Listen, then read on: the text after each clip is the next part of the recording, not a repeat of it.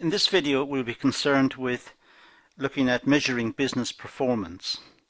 And towards the end of the video, we will look at the 3 E's of measuring business performance.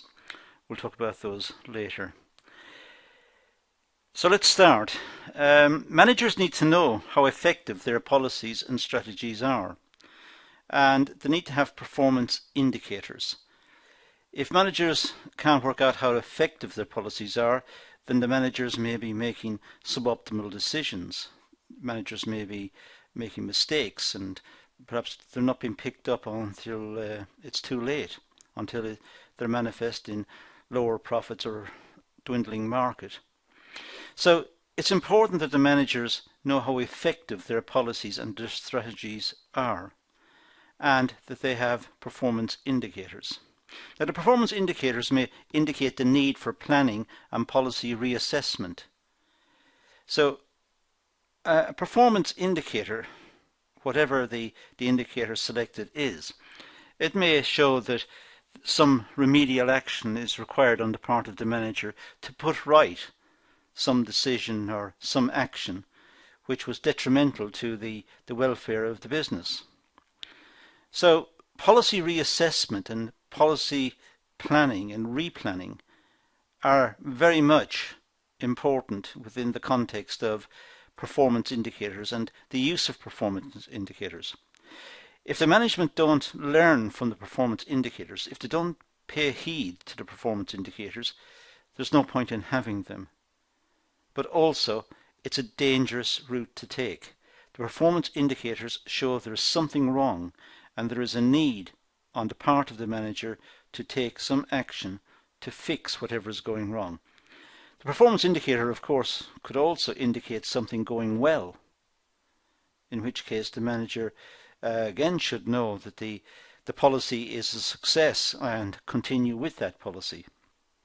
So performance indicators are very important as a means of feeding back information to the managers and to the directors of the business as to how their policies are working in practice.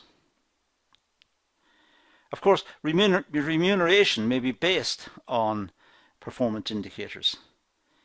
People may be paid bonuses if the company is doing well and making more profits, or expanding the market, or introducing new items, consolidating the market, or outmaneuvering the competition. So remuneration may be based on performance indicators.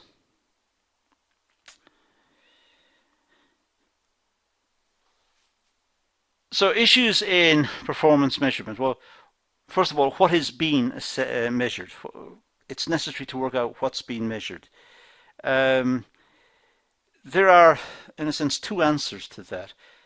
The policy has been measured, the effectiveness of the policy has been measured, but it's been measured through something else. It's been measured through perhaps changes in profitability, or changes in sales, changes in market size, market share. So the performance is measuring the effectiveness of some policy or some decision, but it's measuring it in the context of some particular measure. Next, how often should it be measured? Should it be measured every week, or every year, or every month? How often should it be measured? What's the optimum? And how should it be measured? Should it be measured using financial data, or by taking feedback from customers, or talking to the marketing section about their assessment of how the product is doing in the market? And how should it be measured? So we have the what is being measured question, and we have the how often should it be measured, and how should it be measured. And these are important. Measurements suggest measurability. So generally speaking, quantitative data, for example, sales orders per month, would be used as a performance indicator to see how well a particular strategy is working, a particular, perhaps a marketing strategy is working. Qualitative data could be measured in terms of the effectiveness of, let's say, training programs. Qualitative data is looser data. It's picked up by interviewing people, by observations, by working with people and trying to gain their experiences and what they feel about the particular policy or the direction in which the business is moving. So that's qualitative data. It's not quantitative. It's not measurable in that sense, but it's picked up and it addresses the questions that are asked of it, but they answer the questions differently. They're not answering it in quantitative terms. They're answering it in almost emotional terms. They're talking about their feelings about the policy and what they think about it. There's also a financial issue. Performance measurement is costly. The benefits of measurement must be balanced against the cost. It is true to say that performance measurement is an additional expense within the business. But it's an important expense because without it, as I said, the effectiveness of policies cannot be properly gauged, cannot properly be worked out. But the benefits of measurement must be matched against the cost of the measurement. If the benefits exceed the costs, it's a good idea. If the costs are likely to exceed the benefits, then perhaps performance measurement should not take place.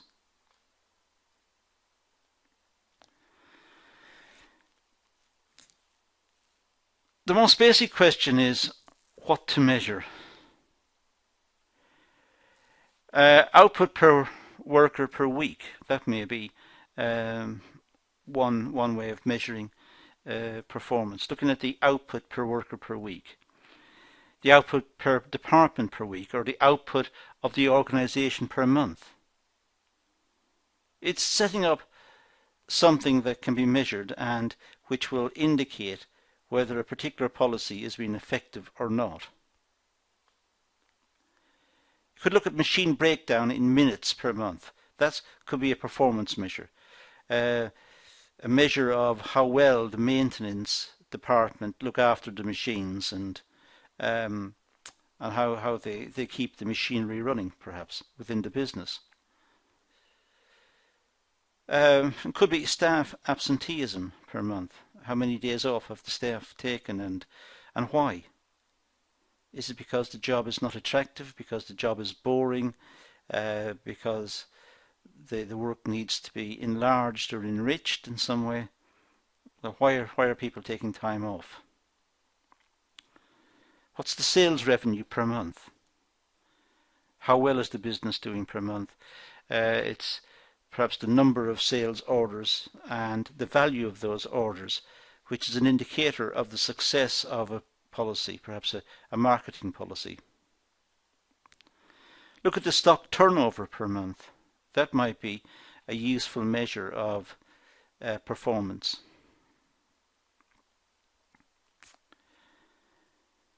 So the problem is, well, labour productivity equals output per worker per time period. Let's just put all of them on. For example, a typist may accurately type 20 words per minute in the 1950s. A typist today may accurately type 40 words per minute. So productivity appears to double, but actually capital has improved. So when we talk about performance measurements, let's say we take productivity as a particular measure. We look at the productivity of the workers. And if the productivity is increasing, it's tempting to say that the workers have become more productive. But it could be that the machines have become more productive, not the workers.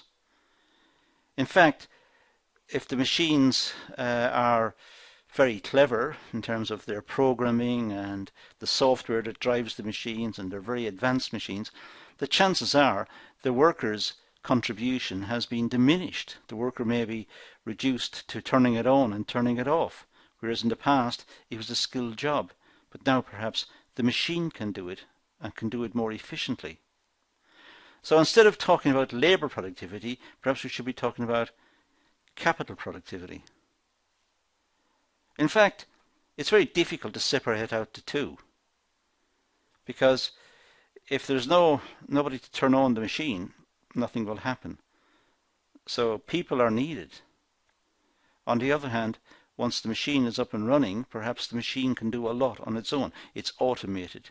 It has robotic elements to its capabilities.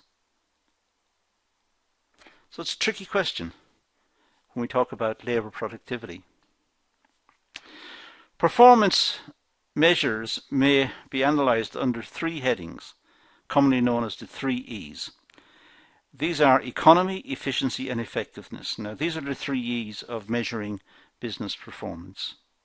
So performance measures may be analysed under 3 headings, commonly known as the 3 E's: economy, efficiency and effectiveness.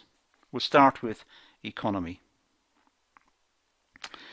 This is concerned with the acquisition of resources for the business. It may be related to hiring appropriate staff, purchasing raw materials or components. There is a danger in this process, that of focusing too much on the cost of the input. But in terms of economy, it's important that the organization and the individual managers make every effort to hire the most appropriate staff, the ones with the right skills and the ones who can most efficiently deal with the issues within the business. Hiring, if you like, different staff will lessen the profitability of the business. It'll lead to inefficiencies. And there's also a problem about dealing with purchasing raw materials or components. So it's necessary to deal with suppliers in a way that ensures that there's good quality components and raw materials and it's available when required. Perhaps the business is running a JIT policy or something near a JIT policy, a just-in-time policy. However, there's also a danger in this, that the company is placing too much focus, too much emphasis on the costs of the inputs, and perhaps ignoring what happens after the inputs have been acquired and happens in terms of pricing and distribution at the other end. So there needs to be a balanced view right throughout the organization. It's wrong just to focus in on one part and try to gain all the efficiencies from one part of the organization. It may be more appropriate to make buying decisions based on so-called 5 rights of purchasing. So trying to get the right quality, the right quantity, the right time, the right supplier, and the right price. So these are the 5 rights of purchasing.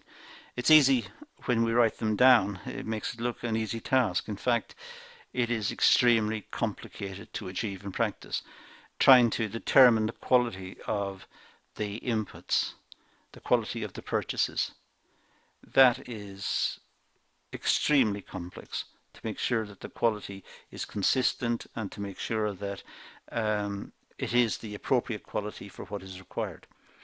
Getting the right quantity, making sure that the deliveries are on time and that they are the right quantity, and making sure that the supplier is reliable and will honour the order and the terms of the order, and that the price is correct, and that the price means that the items purchased enable the business to work on the inputs and generate a profit at the end.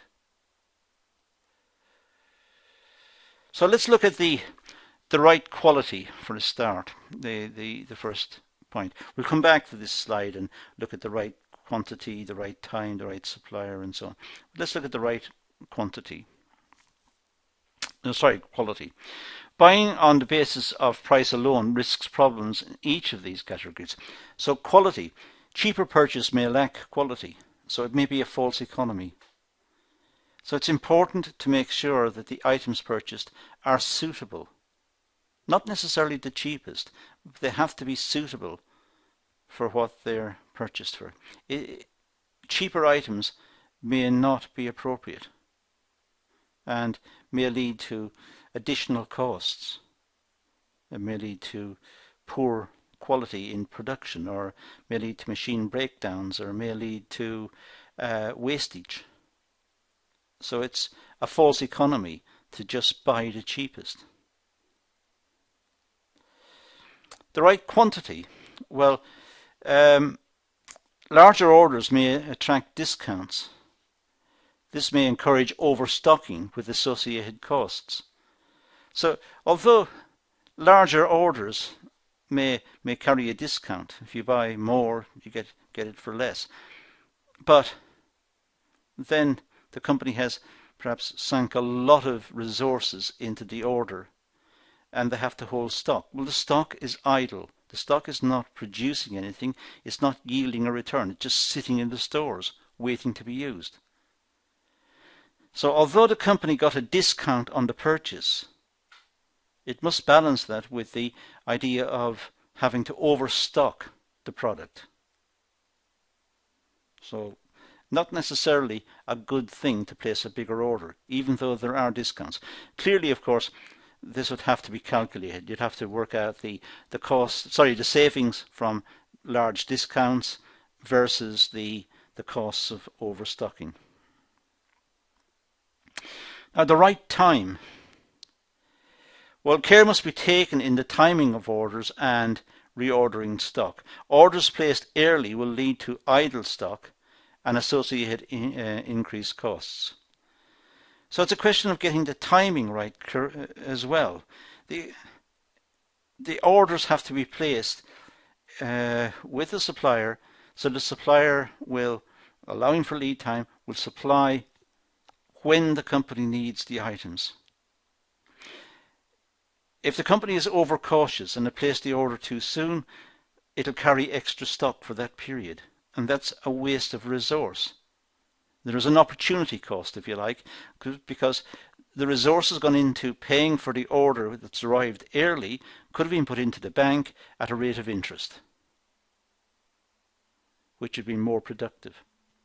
On the other hand, if the company waits too long before it places the order, trying to minimize stock holding, it may be that the order arrives late, in which case machines are standing idle, workers are standing idle, and nothing's happening, which is an even bigger cost. So getting the timing right is a very tricky calculation. And the purchasing department have to try to balance the conflicting tensions that are inherent in what I've just said. Orders placed late will run the risk of stock out, as I said, so there are issues.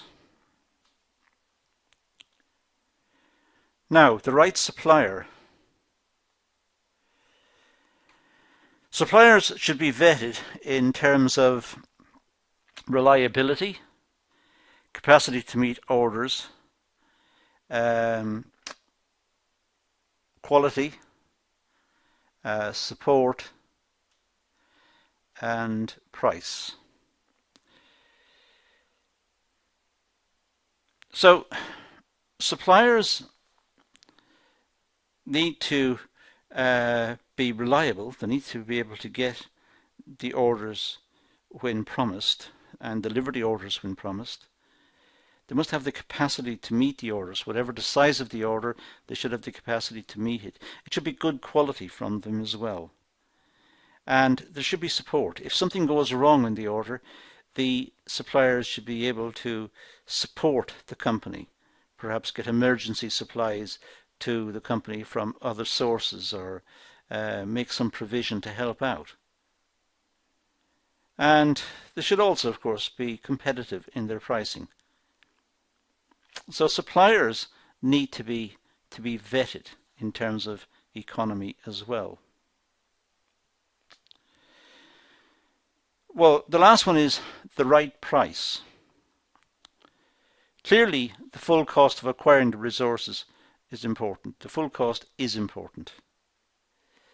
Now let's look at efficiency. I said there were the 3 E's. So let's move on to efficiency proper itself. This aspect of performance measure relates to, say, the typist example at the start, and complications in the measurement should be carefully considered before it is used. So I'm working out the productivity of the typist. Say working on an old typewriter could produce, let's say, 20 words a minute. But working with a dedicated word processor, quite an advanced piece of software, could now produce 40 words a minute.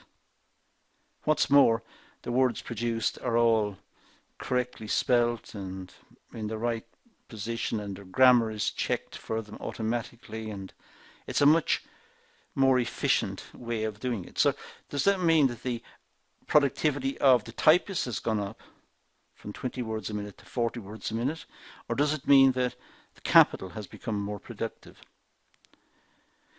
So it's an issue in terms of efficiency and what we mean by efficiency. It's related to productivity, and generally measured, this is generally measured by output divided by input. So the output would be the number of words accurately typed per minute.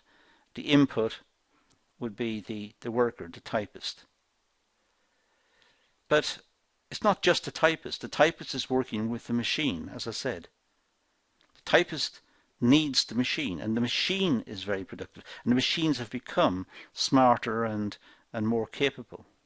Does that mean the output then is the contribution, the sole contribution of the typist? Well, obviously not.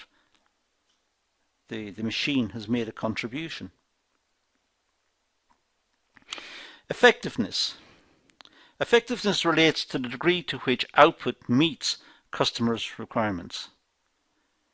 So the output, if it's effective, it should meet customers' requirements. If it's not effective, it's just output. It's not meeting the customer's requirements. Customer satisfaction is difficult to measure, although customer surveys and focus groups and feedback from sales teams may help. However, generally it's difficult to measure effectiveness. It's difficult to measure customer satisfaction. It's psychological.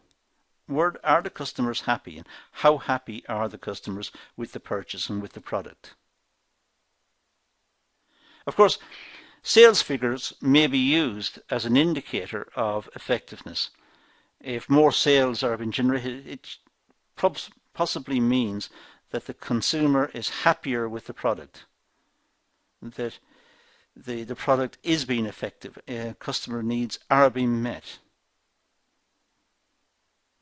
But it's very difficult to measure it. So we've looked at economy, efficiency, and effectiveness, and those are the 3 E's of measuring performance. And at the start of the video we've had a general discussion about performance indicators. And that's all we're going to deal with in this session, so we're going to leave it at that and say thank you for watching.